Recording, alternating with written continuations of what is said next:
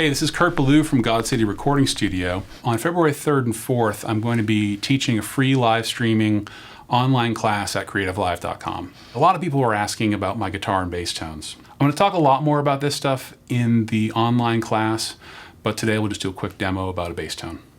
Okay, so today I'm going to be playing bass out of a Magnavox era V4 guitar amp that Brian from Tratham actually owns, and he abandoned it here, so I'm using it on bass because I think it sounds pretty gnarly. One thing that I like to do with bass is to split the signal up into different components. So sometimes it's blending a DI and an amplifier, other times it's using two different amps, like Nate in Converge, he likes to use these two orange amps where he has an 8200 kind of doing the bass and the treble, and then a Thunderverb kind of doing the mid-range. But today I'm going to do both of those things within just the V4. So the way that I have the signal routed here is start with this Warwick Starbase 2, and then that goes into the input of a radial JD7, which is a 7-way splitter box.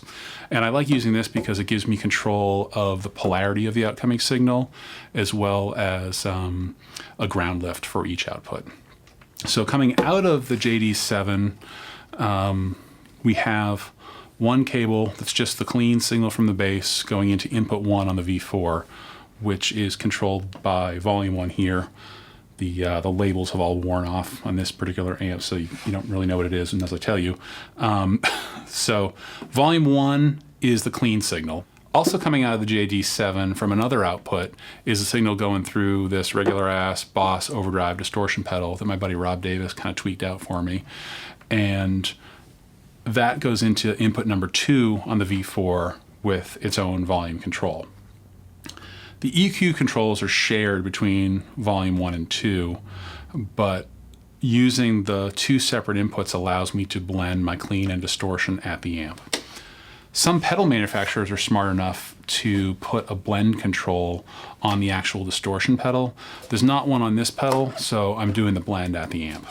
You can also use this technique with a lot of different other amps, like a Fender Bassman or an Ampeg SVT or a Vox AC30 or older Marshalls. The blending technique works as well on guitar as it does on bass too. So let's hear how it sounds. Here's just the clean component of the signal.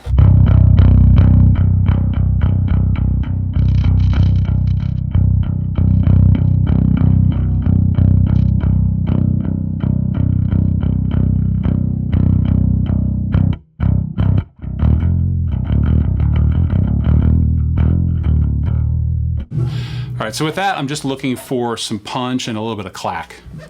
Now let's turn off this output and turn on the distorted output and only listen to the distorted signal.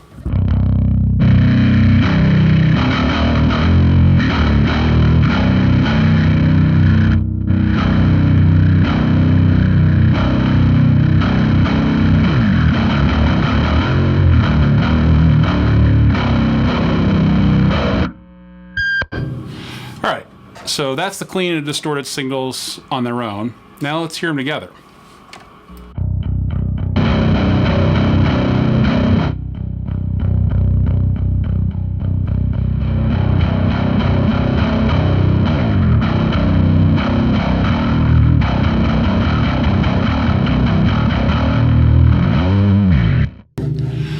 So it sounds pretty cool.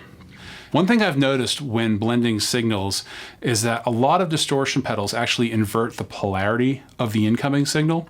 So when you're blending the signals together, you need to then sometimes invert the polarity on just the distorted signal to restore it to its original polarity so that it effectively blends with the clean sound. You can do that either by making yourself a custom little cable that reverses the tip and sleeve, or in the case of this radial box, I actually have a polarity switch, which is this little 180 degrees guy here. So let's hear what it sounds like without the polarity flipped, followed by with the polarity flipped.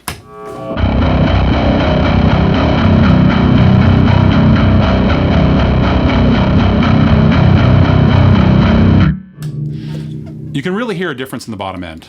So if you found that helpful and want to see more about what I do, please join me on February 3rd and 4th at creativelive.com.